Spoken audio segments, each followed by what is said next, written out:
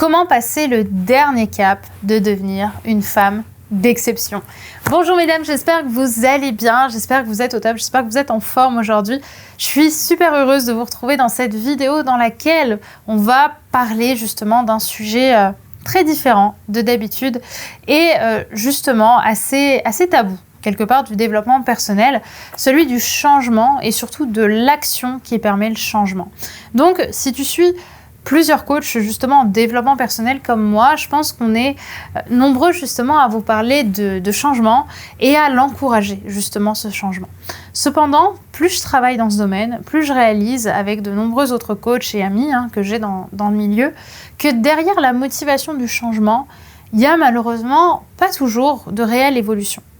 Ce que je veux dire, c'est que devenir une femme d'exception aujourd'hui, ça passe pas seulement par la théorie ou par la prise de conscience, cela passe par des engagements d'actes et de nouveautés dans votre vie. Et malheureusement, c'est souvent là que je vois des personnes un petit peu prêcher et c'est ce qui me pose aujourd'hui souci. Et c'est là-dessus que je voulais faire une vidéo. C'est que parfois, quand je vais demander les enseignements ou les actions ou les engagements que certaines personnes ont envie de prendre, la réponse qui va venir, c'est « je fais l'engagement de plus m'aimer au quotidien ». Je prends l'engagement d'être en gratitude tous les jours. Ok, super, génial. C'est déjà un super point et c'est juste top d'avoir envie de plus s'aimer au quotidien. Mais tant que tu resteras autant dans le flou, il n'y aura pas réellement d'action. En fait, ce qui me pose problème avec les grandes phrases généralistes comme ça, c'est qu'elles boostent l'ego complètement, elles rassurent, mais dans les faits, elles ne changent rien à votre quotidien, elles ne vous sortent pas de votre zone de confort et elles vous permettent pas toujours d'être aligné avec la femme que vous avez envie de devenir. En fait, c'est comme lorsqu'on se dit justement qu'aujourd'hui, ça y est, on s'aime inconditionnellement et que sur le moment, ça fait du bien, mais 2 semaines, 3 semaines plus tard, en réalité, on retourne dans nos travers parce qu'on n'a pas mis en place les actions qui vont venir challenger notre inconscient et nous permettre de passer un réel cap d'état d'esprit et de changement de vie dans notre vie. Et c'est ça aujourd'hui que j'ai envie de vous partager. Pour moi, l'estime de soi, la confiance en soi, elles partent de l'intérieur vers l'extérieur. C'est mon mantra, c'est ce que je dis constamment. Et le travail intérieur, pour moi, il est primordial. C'est clairement le plus important d'avoir ces prises de conscience. Mais il n'est pas suffisant pour autant. Si vous vous limitez justement à l'intérieur, vous aurez une super théorie, probablement un super déni aussi, mais derrière, votre vie et vos frustrations ne changeront pas. On ne devient pas une femme d'exception par le cerveau seulement. On le devient aussi par l'action, en sortant de sa zone de confort pour construire la vie de ses rêves. Et c'est ce que j'ai décidé de vous exprimer, comme je l'ai dit aujourd'hui. Alors le sujet d'aujourd'hui vous parlera si vous vous trouvez justement dans l'une de ces 2 situations. Première situation, tu n'arrives plus à avancer. Tu as l'impression de tout savoir, mais rien ne change dans ta vie. Deuxième situation, tu ne sais pas quoi faire pour faire évoluer ta vie, justement. Tu te retrouves un peu au goulot d'étranglement. Et je pense que la première chose à réaliser, c'est que ce chemin vers la meilleure version de soi-même, comme on dit, il passe par 7 grandes étapes que je vais te donner maintenant et dont il faut avoir conscience pour évoluer et finalement muer en la femme d'exception qu'on a envie de devenir. La première étape, ça va être la réalisation de la frustration. Ça, c'est vraiment l'étape de niveau 1, c'est-à-dire qu'on réalise que quelque chose dans notre vie ne nous convient plus. Soit qu'on ne sort pas assez de chez soi, par exemple. Soit que ça fait X temps qu'on est célibataire et finalement qu'on n'est pas si heureuse que ça en amour. Soit que finalement, c'est difficile de faire un travail dans lequel on n'est pas heureuse. Voilà, on réalise quelque chose qui nous frustre. Vient ensuite la deuxième étape qui est la prise de conscience. Et c'est là où il y a en général le plus de changements et c'est en général l'étape la plus agréable. C'est celle de l'épiphanie, celle où on réalise soudainement que quelque chose a changé dans notre vie et que ça y est, on a compris pourquoi est-ce qu'on n'était pas complètement heureuse. Waouh, mais en fait c'est ça. Et c'est quand je fais ça que je fais ça. Et là, ça commence déjà à travailler, ça commence déjà à tourner et on est dans la joie de mieux se comprendre parce que c'est vraiment très agréable de réaliser justement que notre vie est apte à changer et à comprendre comment notre inconscient fonctionne. Puis vient l'étape de l'action, mais pas n'importe quelle action, vient l'étape de l'action théorique. Bon alors, certes, l'idée peut paraître contre-intuitive, mais c'est l'idée de commencer à travailler sur soi via des lettres, via des prises de conscience, via des questions qu'on va se poser et auxquelles on va répondre de soi-même à soi-même. Donc on n'est pas vraiment dans l'extérieur, c'est l'action intérieure qu'on va commencer à faire. Et donc, ça va déjà commencer à libérer des choses, ça va déjà permettre de libérer des émotions négatives et de sortir d'un premier carcan. Puis vient justement l'idée ensuite des contractions. Et ça, c'est justement là l'étape où la plupart des femmes s'arrêtent et où le déni commence. Parce que les contractions, ça va être le passage où, maintenant qu'on a réalisé tout ça, dans la tête, ça fait un peu comme une machine à laver. Ça commence à secouer. C'est là où on se rend compte que c'est difficile de changer. C'est difficile parce qu'on doit complètement remettre en question nos croyances et surtout, dans la période de contraction, on va perdre nos repères. Mais vous l'aurez compris, c'est pas pour rien qu'on a appelé ça la période de contraction. C'est grâce à la période de contraction que derrière, on va accoucher d'une nouvelle version de nous-mêmes. Cette période de contraction, elle peut prendre 1 an, elle peut prendre 6 mois, elle peut prendre 2 ans. Ça dépend des gens. Mais c'est là où justement, il faut être quand même dans cette volonté d'avoir envie d'avancer et de construire des projets. Parce que sinon, on va avoir plutôt tendance à repartir vers l'arrière au lieu d'avancer vers l'avant. Donc de là, on va remettre en question, mais on va aussi transformer notre vie et changer nos repères. C'est là que vient l'étape qui va venir confirmer tout ça, l'action extérieure, l'action dans la pratique. Après avoir fait l'action intérieure qui visait de travailler sur nous, on va agir à l'extérieur de notre vie une fois que les contractions sont passées ou à la fin des contractions pour donner une nouvelle impulsion à notre vie et avancer vers des projets qui nous tiennent vraiment à cœur. Par exemple, moi, ma période de contraction, dernièrement, ça a été l'élaboration de ma chaîne business, que vous pouvez retrouver en description si vous voulez la rejoindre. Et ça a été toute une période où je me demandais si c'était une bonne chose pour moi de lancer la chaîne business, si j'étais légitime, si c'était intéressant aussi au niveau de la valeur que j'allais apporter, etc. Ça m'a pris du temps, je me suis beaucoup remise en question et là, j'avais 2 possibilités.